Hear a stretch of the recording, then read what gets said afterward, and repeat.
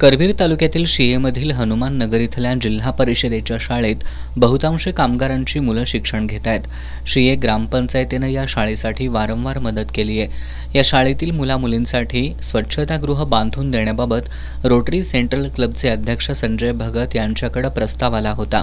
त्यानुसार भगत यांनी क्लबच्या पुढाकारानं आणि कोहिनूर मेटॅलिक्स या आपल्या स्वतःच्या कंपनीतून 2 लाख रुपयांच्या आर्थिक मदतीतून मुला-मुलींसह दिव्यांग मुलांसाठी स्वतंत्र स्वच्छतागृहाचं युनिट बांधून दिले आहेत। या पायाभूत सुविधा सुधारणा हस्तांतरण जिल्हा परिषदेच्या प्राथमिक शिक्षणाधिकारी श्रीमती मीना शेंडकर यांच्यासह मान्यवरांच्या उपस्थितीत करण्यात आलं।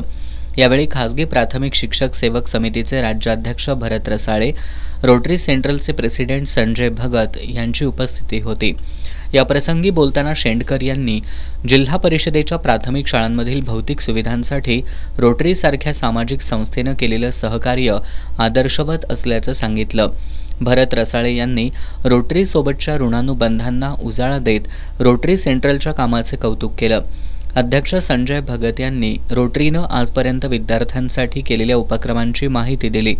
कम्युनिटी हेड रोटेरियन प्राचार्य डॉक्टर महादेव नरके यांनी कोहिनूर मेटॅलिक्सच्या सामाजिक बांधिलकीमुळे विद्यार्थ्यांसाठी चांगली सोय झाल्याचं सांगितलं।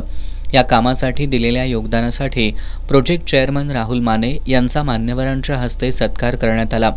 या प्रसंगी शियेच्या सरपंच शीतल कदम, उपसरपंच दशरथ गुरव, ग्रामपंचायत सदस्य छाया बुवा, माजी ग्रामपंचायत सदस्य बाबासो बुवा, शाळेच्या मुख्याध्यापिका खामकर, रोटरी सेंट्रलचे संदीप साळुखे, अविनाश चिकनीस, विजय येवलुजे, बदाम पाटील, राजेश आडके, नरेश शिंगाडे, विशाल पाटील, क्लब सेक्रेटरी रवींद्र खोत, कोहिनूर मेटॅलिक्सचे ओमकार भगत, सुनील माने आदी उपस्थित होते।